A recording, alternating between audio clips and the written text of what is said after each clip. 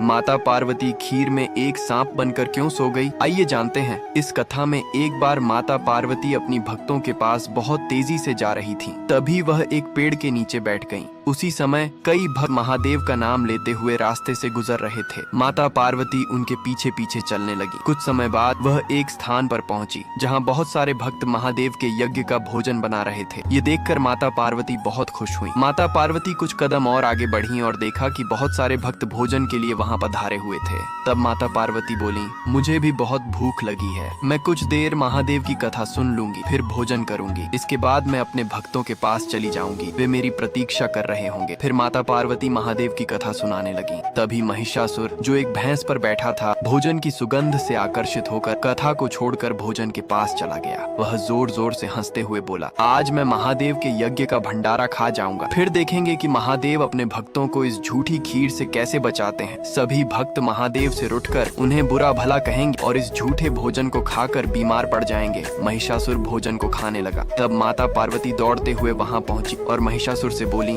अरे दुष्ट, तुम भोजन के पास क्या कर रहे हो? महिषासुर जोर जोर से हंसते हुए बोला, आज मैं महादेव के भंडारे को खा जाऊंगा, फिर देखेंगे कि तुम्हारा महादेव अपने भक्तों को बचाता है या नहीं। माता पार्वती ने अपनी त्रिशूल से महिषासुर का वध कर दी और उसकी भैंस को त्रिशूल से उठाकर इतनी दूर फेंक दिया कि वह फिर कभी महादेव के भक्तों के पास नहीं आ सका। तभी दो भक्त भोजन लेने आए। माता पार्वती ने सोचा, मैं कैसे अपने भक्तों को इस झूठी खीर से बचाऊं। उन्होंने एक सांप का रूप धारण किया और खीर के ऊपर सो गए। जब दो भक्त खीर में सांप देखकर डर गए तो वे जोर जोर से चिल्लाने लगे। सभी भक्त उस खीर को दफन कर दी। फिर उन्होंने नई खीर बना और उसे खाकर बहुत आनंदित हो गए। वे बोले, हर हर महादेव, आपने हमें मरने से बचाया, प्रभु आप धन्य हैं। इसके बाद माता पार्वती महादेव को पुकारने लगी। महादेव उन्हें दफन से बाहर निकालकर आशीर्वाद देते हुए बोले, हे देवी, आज तुमने मेरी भक्ति को बचाकर बहुत बड़ा कार्य किया है। तुमने सभी भक्तों की लाज रखी है और तुम्हारे प्रति मेरा प्रेम और बढ़ गया है। मैं तुम्हारी इच्छाओं को पूरा करने के लिए तैयार हूँ। बताओ